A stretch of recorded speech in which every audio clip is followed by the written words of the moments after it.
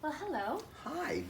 I am with Rabbi Irwin Kula, and I'm super honored to be sitting here with him. I actually just met him yesterday for the first time. He's a really massive name in the Jewish community here in New York City and, in the United States, and I'm just interacting with some of his work for the first time, and I have to tell you, you hooked me. You had me at hello, Irwin. You had me at hello, because you literally started to speak, and it's so amazing when you hear someone speak and they're just reading your mail and reading your heart and just calling out the passions that you have deep in your soul that you actually can't always give language to in words. Sometimes you hear a musician and they sing a love song and you're like, that's what I feel, but I can't verbalize. You did it. Yeah, you did it.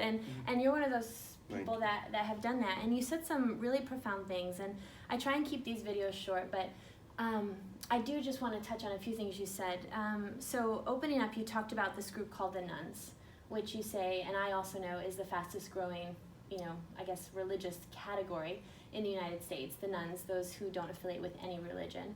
And you talked about systems in our country, government, healthcare, education, but particularly religious systems that are completely underserving us. Talk more about that, because this is a mouthful.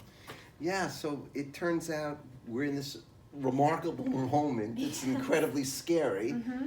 And I think we all feel it. The big social systems that are supposed to serve us and help us in our lives.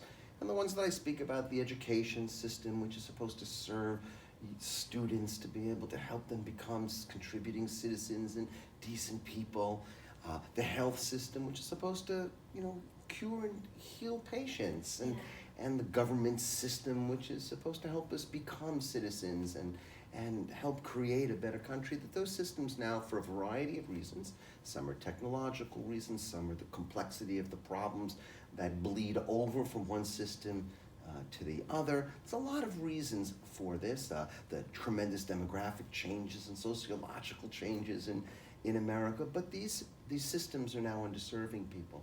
And so we have a massive education system, but our kids are not getting educated. Mm-hmm. We have a massive health system, but why aren't we the best of that given what we spend? We have a democracy that has a 300-year history. Mm-hmm. How is it that it's so paralyzed? Yeah. And then it struck me as a 8th generation rabbi who cares about the religion system. Yeah. But the same thing is happening in religion. We have these ancient traditions with that have become very complex. And have tremendous assets, capital assets, buildings,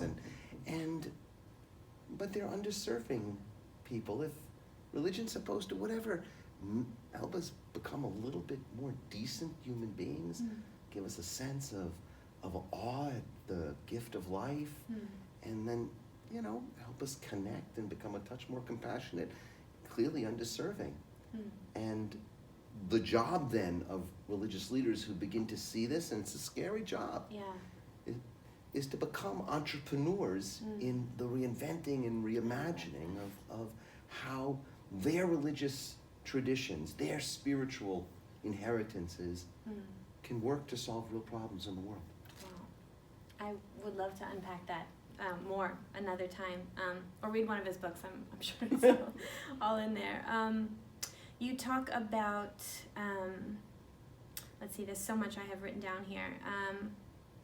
A spiritual enterprise. You said there's no such field, but we are inventing that field and we are co-creating it. And it's true, this idea of spiritual innovation, spiritual entrepreneurship, these are words that we don't often put together. We're conflating ideas, we are merging maybe categories, systems. Can you talk a little bit more about these things? So a few years back, I got involved in the social entrepreneurship world, and I realized, gosh, what an interesting thing. There was this thing called entrepreneurship, and then there were people who really wanted social change, and they married their social change impulses to entrepreneurship. And I realized I was interacting with religious folk from different religious communities. And I was meeting people who were entrepreneurial in spirit. They were stepping out, they were taking risks, all the things that entrepreneurs do. They were trying to solve real problems. They were bootstrapping it, all this stuff, and they were innovating. And I said, why?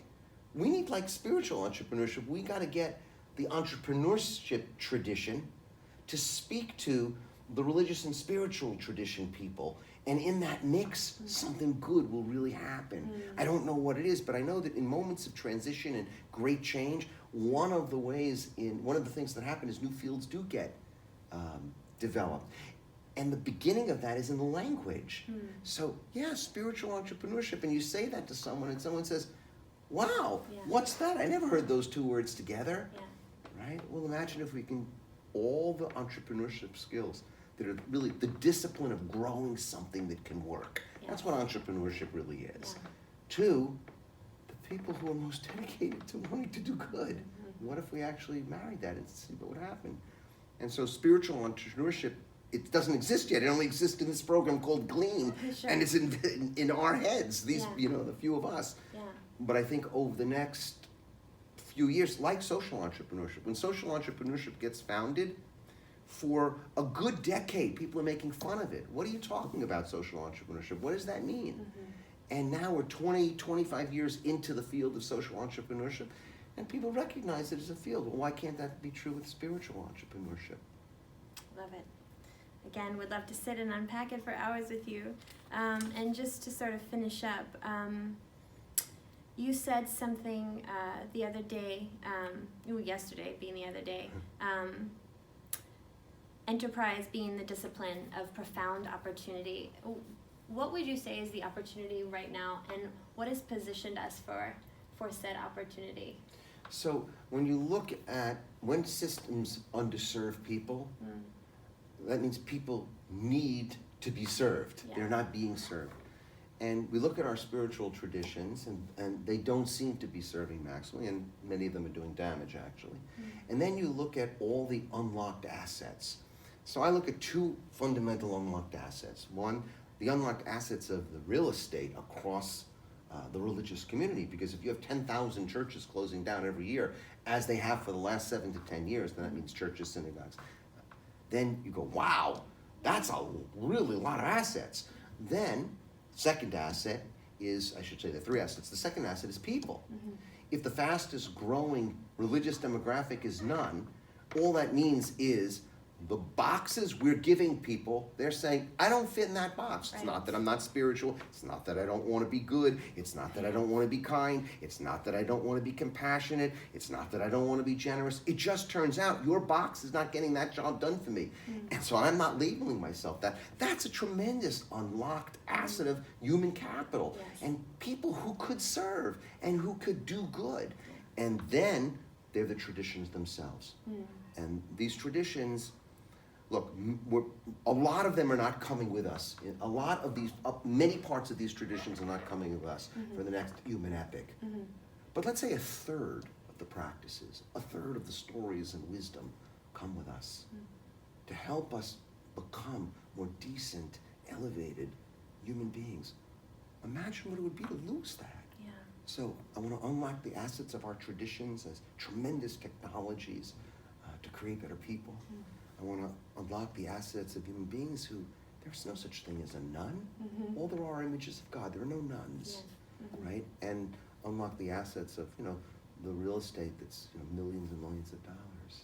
Fantastic. And that's Glean. That's Glean.